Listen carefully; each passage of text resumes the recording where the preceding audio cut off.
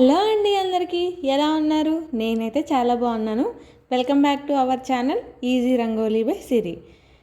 ముందుగా అందరికీ శ్రావణ మాస శుభాకాంక్షలు అండి. ఈరోజు ఈ శ్రావణ మాసానికి మరో అద్భుతమైన ముగ్గుతో మీ ముందుకు వచ్చేసాను.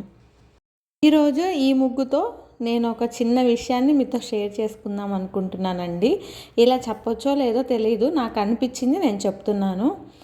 ఈ సోషల్ మీడియా ప్రభావం వల్లనో లేకపోతే దేనివల్లనో నాకైతే తెలియదు, కానీ ఈ మధ్య ఏదైనా వ్రతం చేసుకోవాలి అని అంటే ఇలానే డెకరేషన్ చేయించాలి, ఇలానే చేయాలి అనేది ఒక థాట్ వచ్చేస్తుంది అందరికీ. నేనైతే అది కరెక్ట్ కాదు అని అనుకుంటున్నాను. ఎవరికి తోచినంత వాళ్ళు, ఎవరి స్తోమత కొద్దీ వాళ్ళు చేసుకోవాలి అని నేను అనుకుంటాను. వాళ్ళు డెకరేషన్ చేయించారు కదా మనము చేయించాలి, వాళ్ళు ఇలా చేశారు కదా మనము చేయాలి అని అనుకుంటే అన్నీ అవ్వవు కదండి. నా దృష్టిలో మనం మనలానే ఉండాలి, ఎప్పుడు పక్కన వాళ్ళతో పోల్చుకోకూడదు అనేసి నేను అనుకుంటాను. ఈ మాట పైన మీ అభిప్రాయం ఏంటో నాకు తెలియజేయండి. ఈ విషయం నేను ఎందుకు చెప్తున్నానంటే, రీసెంట్గా పెళ్ళైన నా ఫ్రెండ్ ఫోన్ చేసి వరలక్ష్మి వ్రతంకి అమ్మవారి ఫేస్ ఉంటేనే చేసుకోవాలా లేకపోతే చేసుకోకూడదా, ఓన్లీ కలశం పెట్టి పూజ చేసుకోకూడదా అని అడుగుతుందండి.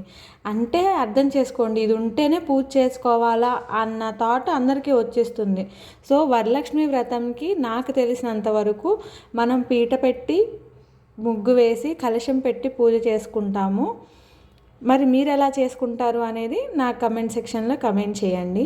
నేను మాట్లాడింది నిజమా కాదా అని మీ అభిప్రాయాన్ని తెలియజేస్తారని కోరుకుంటున్నాను.